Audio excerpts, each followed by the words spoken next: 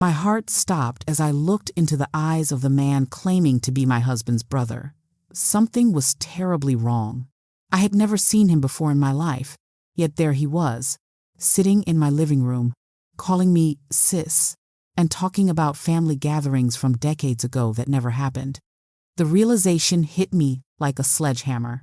I had been living with imposters for months, and my own daughter had orchestrated it all to steal my inheritance. Before we continue, please subscribe to the channel and let us know where you're listening in the comments. My name is Margaret Thompson, but everyone calls me Maggie. At 74, I thought I had seen everything life had to offer. I'd been married to Robert for 45 wonderful years until he passed away last spring. We had a beautiful home in the suburbs of Chicago, and thanks to Robert's successful business, we were financially comfortable. I never imagined that in my golden years, I would become the victim of such an elaborate and heartless scam. Robert and I had built our life together from nothing. He started his business with just a small loan from his father and a dream. Over the years, he grew it into a successful company that provided security systems for businesses throughout the Midwest. We had worked side by side, building not just a business but a legacy. We had planned to leave most of our estate to a charitable foundation we had established to help underprivileged children get access to education. It was something that meant the world to both of us, especially after Robert's own difficult childhood, where he had struggled to get the education he deserved. After Robert died, I found myself alone in our big house for the first time in my adult life. The silence was overwhelming. For 45 years, there had always been the sound of his voice, his footsteps, his presence. Now there was just emptiness. The house seemed too big, too quiet, too full of memories that made me cry. I would find myself talking to him in the morning, asking him what he thought about the weather or what we should have for dinner, only to remember he was gone. The grief was like a physical weight on my chest. My daughter Jennifer, who was 45 and worked in marketing, lived about 30 minutes away. She seemed concerned about my well-being, especially after my doctor mentioned I was showing early signs of dementia. Nothing serious, just some forgetfulness that was normal for someone my age. But Jennifer used it as an excuse to insert herself more deeply into my life. She would call multiple times a day, sometimes several times a day, asking if I had eaten, if I was taking my medication, if I needed anything. At first, I appreciated her concern, but gradually it became suffocating. "Mom, you need more family around you," she said one afternoon as we sat in my kitchen. "With Dad gone and your memory issues, it would be good for you to have more support." I didn't argue. I was feeling lonely, and the idea of having family nearby sounded wonderful. That's when she introduced me to David. She brought him to the house one Sunday, saying he was Uncle David, Robert's brother who had been living out of state for years. He was charming, with kind eyes and a warm smile that immediately put me at ease. "Hello there, sis," he said, giving me a gentle hug. "It's been too long." I was confused. I had never heard Robert mention a brother named David. But David was so convincing, sharing stories about family gatherings and holidays that felt familiar even if I couldn't quite place them. He seemed to know just what to say to make me feel comfortable. He talked about Robert as a young man, about family traditions, about shared memories that tugged at my heartstrings. He had a way of making me feel like I was part of something bigger, part of a family that cared about me. Within a few weeks, another relative appeared. This time, it was Sarah, supposedly Robert's cousin from Denver. She was younger, maybe in her 30s, with an easy laugh and a caring nature that reminded me of the granddaughters I barely got to see. Jennifer seemed pleased that I was making connections with family I'd apparently forgotten about. "They're here to help take care of you, Mom," Jennifer explained. "I can't be here all the time, and with your memory issues, it's good to have people you can trust around." I trusted them completely. They helped me with my appointments, reminded me to take my medication, and even started helping with my finances. David would sit with me while I paid bills, and Sarah would accompany me to the bank. They seemed so helpful, so caring. I was grateful to have family looking out for me. But looking back now, I can see the warning signs that I missed at the time. David and Sarah never seemed to interact with Jennifer when she was around. They would disappear into other rooms or go for walks outside when she visited. They also started making decisions for me without consulting me first, changing my doctor appointments and rearranging my daily routine. It was my doctor, Dr. Foster, who first raised concerns. During one of my regular checkups, she asked pointed questions about the new people in my life. "Maggie, tell me about these family members who have been helping you," she said, looking at her clipboard. "Jennifer mentioned you've had some relatives move in temporarily." I told her about David and Sarah, how they were such a blessing after Robert's passing. But Dr. Foster's expression grew more serious. "And how long have they been with you?" she asked. "About 3 months now," I replied. "And how did you come to meet them?" I hesitated. The truth was, Jennifer had introduced them to me, but I couldn't quite remember the exact circumstances of their arrival. Had they always been there, or did they appear gradually? The details seemed fuzzy, which I attributed to my memory issues. Dr. Foster made a note in my file and suggested we schedule another appointment to discuss some changes she was seeing in my cognitive tests. I left feeling unsettled but couldn't quite understand why. Over the following weeks, more little things began to bother me. I would find my personal items moved to different locations in the house. My favorite coffee mug would be in the wrong cabinet. My address book would be on a different shelf. When I asked David or Sarah about it, they would give vague explanations about cleaning or organizing. I also noticed that they seemed to know a lot about my finances. They would ask detailed questions about my accounts, my investments, and my insurance policies. At first, I thought they were just being helpful, but gradually I began to wonder why they needed to know so much. One afternoon, I overheard Sarah on the phone in the other room. She was speaking in hushed tones, but I caught enough to make me suspicious. "Yes, she's showing more confusion today," Sarah said. "She asked about that cousin from Milwaukee again. I think we might need to adjust our approach." My heart started racing. What cousin from Milwaukee? I didn't have a cousin from Milwaukee. And why would Sarah need to adjust her approach? That evening, I decided to test them. I asked David about specific family stories that Robert had told me over the years. His responses were vague and inconsistent. When I asked Sarah about family traditions, she seemed confused about details that should have been familiar. The first real crack in the facade came on a Tuesday morning in late September. I was in my kitchen making coffee when I overheard a conversation between David and Sarah in the living room that didn't match their story at all. "You know, we've been doing this for almost 4 months now," Sarah said.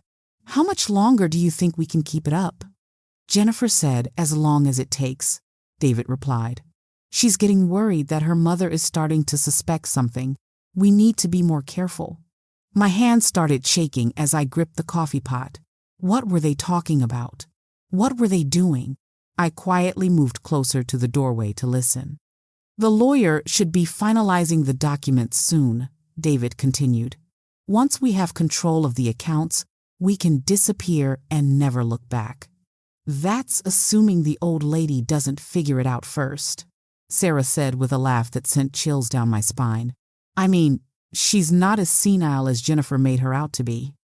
I nearly dropped the coffee pot. These people weren't who they claimed to be. They weren't family at all. They were, what? Con artists? Thieves? The implications hit me like a physical blow. I needed to think, to process what I was hearing. I quietly returned to the kitchen and sat down at the table, my mind racing. If these people weren't who they said they were, then who were they really? And why were they in my house?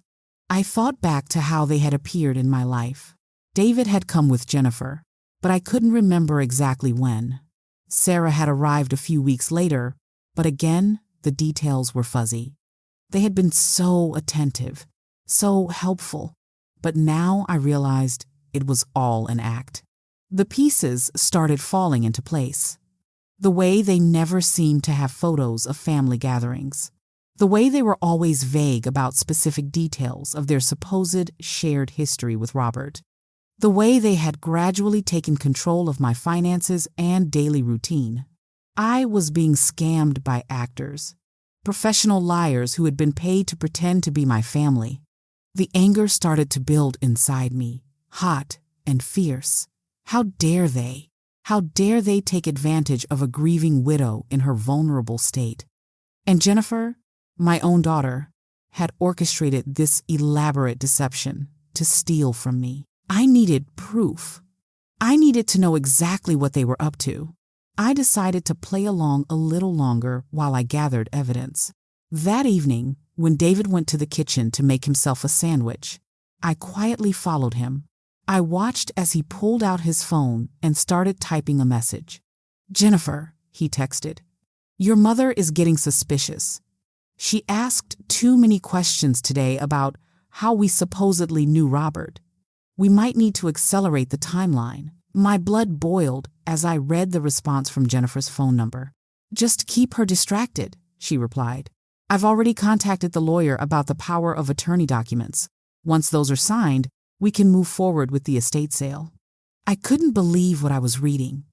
My own daughter was selling my family home, the house where I had raised her, where Robert and I had built my life together, all to fund her greedy schemes. I waited until David put his phone away, then stepped into the kitchen. "David," I said calmly, "I've been thinking about our family history. Can you tell me again about that Christmas when Robert was 12 and he got that bicycle?" David's face went pale. Sure, sis. That was a great Christmas. Robert loved that bike. What color was it?" I pressed. "Blue," he said quickly. "Definitely blue." I knew he was lying. Robert had told me 1,000 times about that Christmas. The bicycle had been red, not blue, and there were so many other details that didn't match up. "David, I think we need to talk," I said, my voice steady, despite the storm of emotions inside me. He knew the game was up. The facade crumbled, and I saw the calculating stranger beneath. "Maggie, let me explain," he said, pulling out his phone again. "I need to call Jennifer." "No, you don't," I said, stepping forward and grabbing his phone before he could dial. "You're going to tell me everything right now, or I'm calling the police." Before we continue, please subscribe to the channel and let us know where you're listening in the comments. David and Sarah confessed everything that night. They were professional actors who had been hired through an online service that connected performers with clients who needed companionship. Jennifer had contacted them, claiming her mother needed family support while dealing with dementia. She paid them to pose as relatives and gradually gain my trust. "She told us you were showing signs of dementia and wouldn't remember the details," David explained, his earlier confidence completely gone.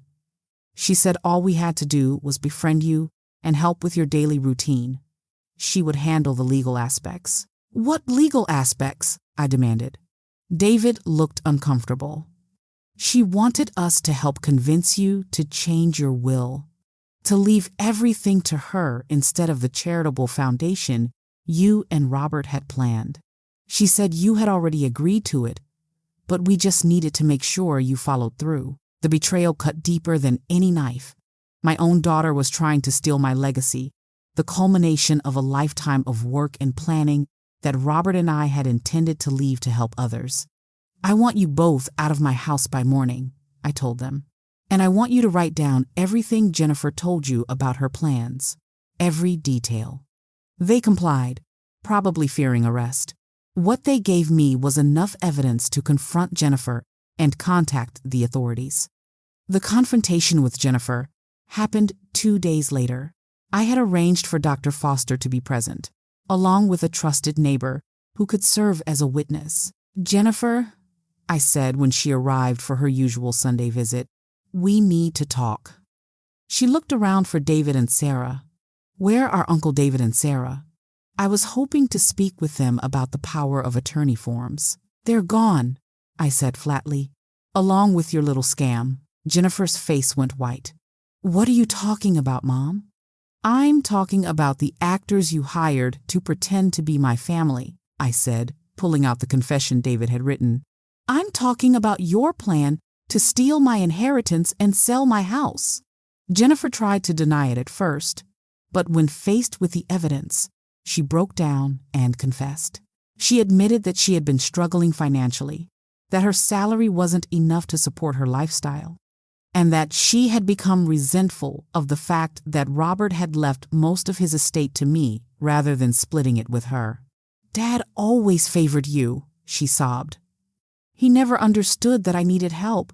You and Dad had everything, and I was always struggling." "So you decided to steal from me?" I asked, my voice shaking with anger and hurt. "Your own mother? I thought you wouldn't notice," she whispered. "I thought with your memory issues."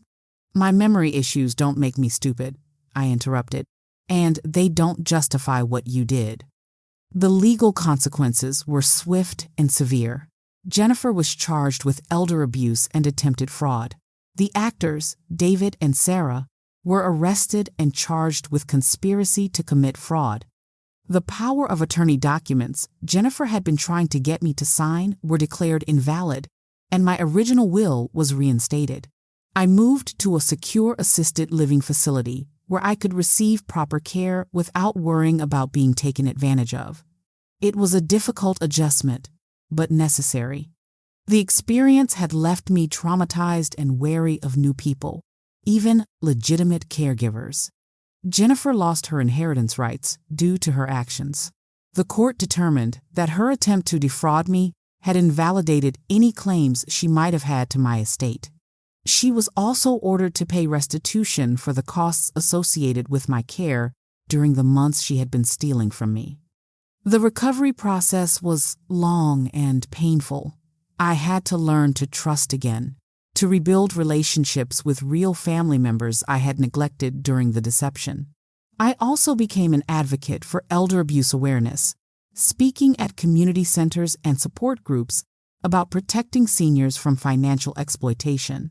If you like this story, please like this video, subscribe to the channel, and share your impressions of this story in the comments.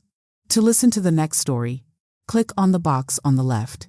Before we continue with the next part of this shocking story, please subscribe to the channel and let us know where you're listening in the comments. The days following the confrontation with Jennifer were some of the most difficult of my life. I felt betrayed, violated, and completely shattered. How could my own flesh and blood orchestrate such an elaborate deception against me? The weight of it all was almost too much to bear. I spent countless hours replaying every conversation, every interaction with David and Sarah, trying to pinpoint exactly when things had gone wrong. Had there been signs I'd missed? Had there been moments when I should have suspected something was amiss? The self-doubt was almost as painful as the betrayal itself. Dr. Foster became my anchor during those dark days. She visited me regularly, not just to monitor my health, but to provide emotional support as well. She helped me understand that Jennifer's actions weren't a reflection of my worth as a mother or a person. The problem was entirely with Jennifer and her greed, not with anything I had done or failed to do. "Maggie," Dr. Foster said during one of our sessions, "you were targeted because you were vulnerable, not because you were weak. These criminals specifically look for people in situations like yours, recently widowed, with significant assets, showing signs of age-related memory issues. You weren't foolish. You were just human." Her words were comforting, but they didn't completely ease the pain. I found myself questioning every relationship I'd ever had, wondering if there were others who might be taking advantage of me in ways I couldn't see. The legal proceedings that followed were a whirlwind of court appearances, depositions, and meetings with lawyers. Jennifer had hired an expensive attorney who tried to paint her as a concerned daughter who had simply misunderstood the situation. But the evidence was overwhelming. The text messages between Jennifer and the actors, the forged documents they had tried to get me to sign, and their own confessions. David and Sarah, the actors, cooperated fully with the authorities. They provided detailed accounts of their interactions with Jennifer, including timestamps of their conversations and copies of the payments they had received. They were genuinely remorseful for their actions, explaining that they had been struggling financially themselves and had been desperate when they responded to Jennifer's advertisement. "I never meant for anyone to get hurt," Sarah told the detective during her interview. Jennifer seemed so convincing. She made it sound like her mother was already showing signs of dementia and wouldn't remember the details. She said it was just about helping me get some extra income while providing companionship to someone who needed it. It was a classic case of manipulation. Jennifer had twisted the truth just enough to make her scheme seem reasonable to people who were themselves in difficult financial situations. The court proceedings were lengthy and emotionally draining. Jennifer sat in the courtroom with a stony expression, never meeting my eyes. Her attorney tried various tactics to minimize her role in the deception, but the evidence was simply too strong. The judge was particularly harsh in his sentencing. He spoke about the violation of trust that occurs when family members exploit each other for financial gain. He emphasized that the relationship between a parent and child should be one of protection and care, not predation and theft. "Miss Thompson," he said, addressing Jennifer directly, "you betrayed not just your mother's trust, but the fundamental principles of family loyalty and respect. Your actions represent a particularly heinous form of elder abuse, where you used your position as a family member to gain access to your victim before systematically stealing from her." Jennifer was sentenced to 3 years in prison, with the possibility of parole after serving 2 years. She was also ordered to pay over $200,000 in restitution for the costs associated with my care during the months she had been stealing from me. The actors, David and Sarah, received much lighter sentences. They were each given probation and ordered to perform community service. The judge recognized that they had been manipulated by Jennifer and had shown genuine remorse for their actions. In the months that followed, I slowly began to rebuild my life. Moving to the assisted living facility was difficult at first. I had always been fiercely independent, and the idea of living in a place where others would help with my daily needs felt like a loss of autonomy. But the staff there were kind and professional, and I gradually came to appreciate the security and companionship they provided. I also began to reconnect with other family members I had neglected during my marriage to Robert and the years that followed. My sister Eleanor, who lived in Florida, called me regularly and eventually came to visit. We spent hours talking about our childhood, sharing memories that Jennifer had never been part of. It was healing to remember that family could be a source of love and support, not just betrayal and manipulation. My nephew Michael, Robert's brother's son, also reached out.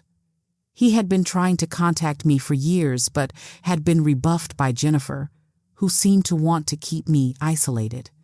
When we finally spoke, he expressed his concern about the changes he had noticed in me during our last few family gatherings. "Aunt Maggie," he said during our first phone call, "I've been worried about you. You seemed different, distant, and you were always surrounded by these people I'd never met before. I tried to reach out, but your daughter said you were busy and didn't want to be disturbed." His words confirmed what I had suspected. Jennifer had been systematically isolating me from my real family, surrounding me with strangers while pushing away the people who genuinely cared about me. The financial impact of Jennifer's actions was significant but not devastating.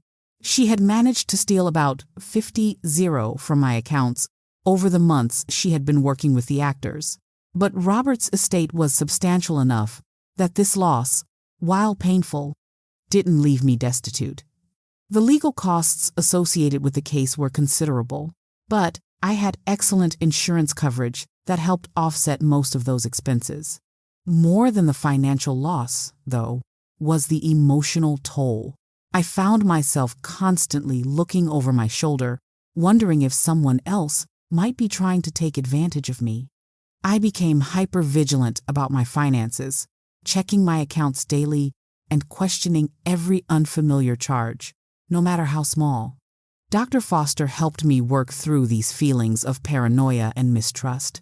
She explained that what I was experiencing was a normal response to the trauma I had endured.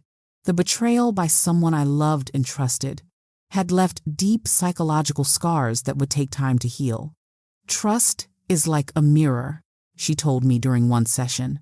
Once it's cracked, it can be repaired, but you'll always be aware of where the damage was. The goal isn't to pretend it never happened, but to learn to trust wisely again. I also began attending support groups for victims of elder abuse. These meetings were eye-opening. I discovered that my experience, while extreme, was not unique. There were others who had been exploited by family members, others who had been isolated and manipulated, others who had lost not just their financial security, but their sense of safety and trust in the world. One woman in particular, Helen, became a close friend. She had been exploited by her own son, who had used power of attorney documents to drain her bank accounts over several years. We bonded over our shared experiences of betrayal by those we loved most. It's the isolation that makes us vulnerable, Helen told me during one of our conversations. They cut us off from other family members, from friends, from anyone who might notice what was happening. By the time we realize what's going on, we're completely dependent on them. Her words resonated with my own experience. Jennifer had indeed tried to isolate me, encouraging me to rely more heavily on David and Sarah while subtly discouraging contact with my other family members. She had convinced me that they were too busy, too far away, too uninterested in my well-being to be of any real help. The recovery process was long and sometimes painful, but it was also educational. I learned about the various ways that elder abuse can manifest, about the warning signs to watch for, and about the resources available to help victims. I became passionate about raising awareness of these issues, speaking at community centers and senior organizations about protecting older adults from financial exploitation. Before we continue with more of this incredible story, please subscribe to the channel and let us know where you're listening in the comments. One of the most surprising developments in my recovery was the relationship I eventually developed with David and Sarah, the actors who had impersonated my family. After their legal troubles were resolved, they reached out to apologize personally and to offer whatever help they could in my recovery. "I know we can never undo what we did," David said when we met for coffee several months after the trial. "But I want you to know that I've been going to counseling, trying to understand how I let myself become part of something so harmful." Sarah was equally contrite. "I've been volunteering at a senior center," she told me, "not because it's required by the court, but because I want to spend time with real elderly people, to learn how to interact with them in honest, respectful ways." Their remorse seemed genuine, and I found myself able to forgive them, if not completely forget what had happened. They had been manipulated by Jennifer just as much as I had been victimized by her, though that didn't excuse their actions. But understanding their motivations helped me process my own trauma. Jennifer's imprisonment was a mixed blessing. On one hand, I was relieved that she was no longer able to directly harm me or others. On the other hand, I struggled with the knowledge that my own daughter was spending time in prison, separated from her family, and facing the consequences of her choices. We corresponded occasionally through letters, though our conversations were stilted and uncomfortable. She expressed remorse for what she had done, but her explanations always seemed to center on her own difficulties rather than my pain. "I was struggling financially," she wrote in one letter. "I had bills piling up, and I saw how much money you had, how comfortable you were. I thought if I could just get access to some of it, I could get back on my feet. Her words made me realize that she had never truly understood the depth of her betrayal. To her, it seemed, this had been primarily about money, not about the destruction of our relationship or the violation of my trust. That lack of understanding made reconciliation impossible. The legal system, while ultimately just, was slow and complex. It took months to unwind all the fraudulent transactions Jennifer had made, to recover the stolen funds, and to restore my financial accounts to their proper state. The lawyers were thorough, but the process was tedious and stressful. There's good news and bad news, my attorney, Mr. Peterson, told me during one of our meetings. The good news is that we've been able to recover most of the money that was stolen. The bad news is that the process of proving exactly what was taken and when will take several more months. The financial recovery was important, but it was the emotional recovery that mattered most to me. I began seeing a therapist who specialized in trauma recovery, working through the complex feelings of betrayal, anger, and grief that came with being victimized by my own daughter.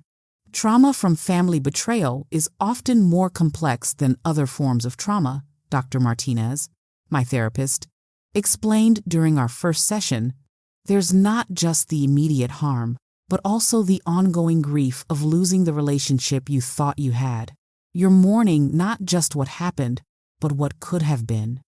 Her words captured exactly what I was feeling. I wasn't just angry about being stolen from.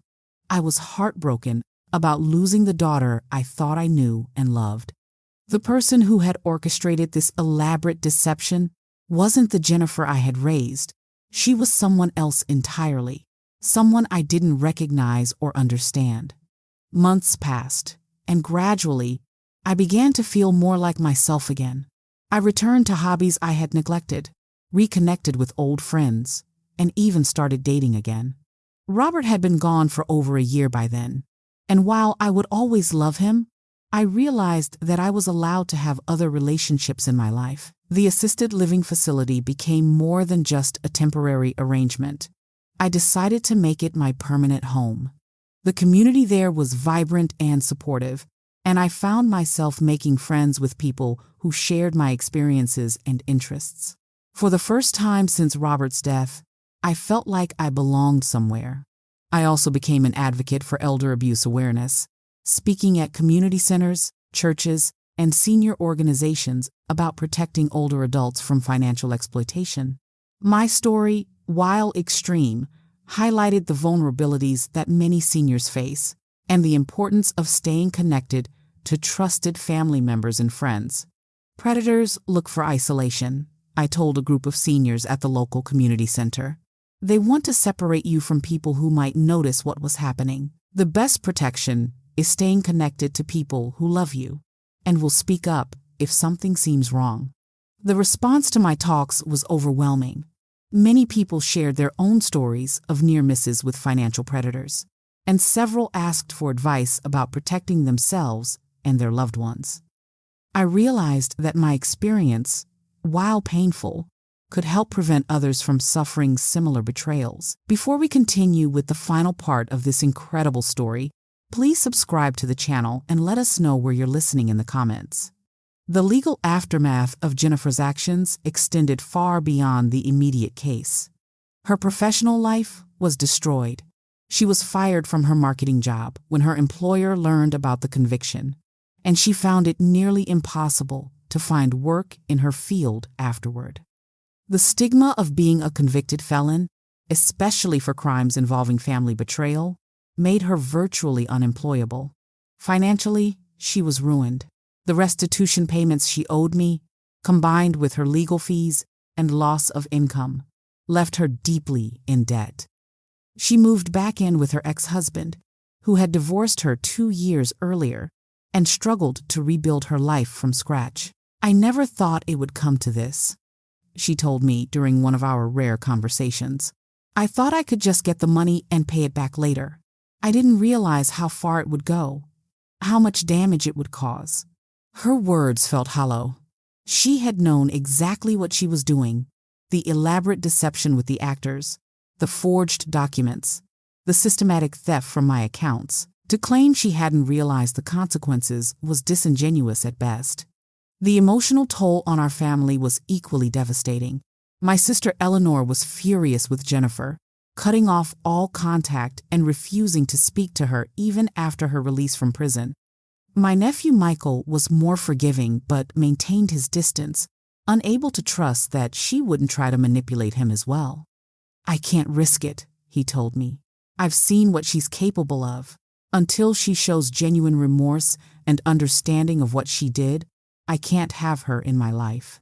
His caution was understandable.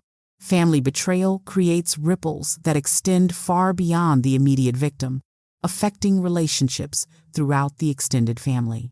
Trust, once broken, is difficult to rebuild. For my part, I struggled with conflicting emotions about Jennifer. I loved her as my daughter, but I couldn't trust her as a person. The woman who had orchestrated such an elaborate deception was not the same person I had raised. She had become someone else entirely, someone I didn't recognize or understand. "I don't know if I can forgive her," I confided in Dr. Martinez during one of our sessions. "Intellectually, I understand that holding on to anger hurts me more than it hurts her. But emotionally, I just can't seem to let it go." "That's normal," she assured me. "Forgiveness isn't about excusing what happened or pretending it didn't matter. It's about releasing yourself from the burden of carrying all that anger and pain." Her words were comforting, but the process of forgiveness was slow and uneven. Some days I felt ready to try to rebuild a relationship with Jennifer. Other days I was consumed by anger and hurt. The inconsistency itself was part of the healing process. The years that followed Jennifer's release from prison were marked by gradual healing and growth. I continued my advocacy work, speaking at conferences and writing articles about elder abuse prevention. My story became a cautionary tale that helped others recognize and avoid similar situations. "I've used your story in my presentations," Dr. Foster told me during a visit. "It's so extreme that people remember it, but it also shows exactly how these schemes work. You've helped prevent other families from experiencing what we went through." That knowledge brought some comfort. If my pain could help protect others, then perhaps it had meaning beyond the immediate harm. Jennifer, for her part, seemed to be trying to rebuild her life. She found work in a different field, moved to a new city, and began attending therapy to address the underlying issues that had led to her actions. She reached out to me occasionally, but our relationship remained strained and distant. "I'm not the same person who did those things," she said during one of our conversations. "Prison changed me. Therapy changed me. I hope someday you can see that." Whether I could or not remained to be seen. Forgiveness, I was learning, was not a destination, but a journey, one that might take the rest of my life to complete. The final chapter of this story is about healing, growth, and finding meaning in the midst of tragedy. My experience with Jennifer's betrayal was devastating, but it also taught me about resilience, about the importance of community, and about the strength that comes from surviving the unimaginable. Today, I live in a beautiful assisted living community where I have wonderful friends and neighbors. I've written a book about my experience to help other families recognize the warning signs of elder abuse. I've also established a scholarship fund in Robert's name to help underprivileged children get the education he was denied. I never want another family to go through what we did. I told the local newspaper when they featured my story, if sharing what happened to us can prevent even one other person from being victimized, then it's worth it. The journey from victim to survivor to advocate has been long and sometimes painful, but it has also been transformative. I am not the same person who was deceived by my daughter's elaborate scheme, but perhaps that's not entirely a bad thing. I am stronger now, more aware, and more committed to helping others avoid similar pain. If you've been touched by this story, please like this video, subscribe to the channel, and share your impressions of this story in the comments. To listen to the next story, click on the box on the left.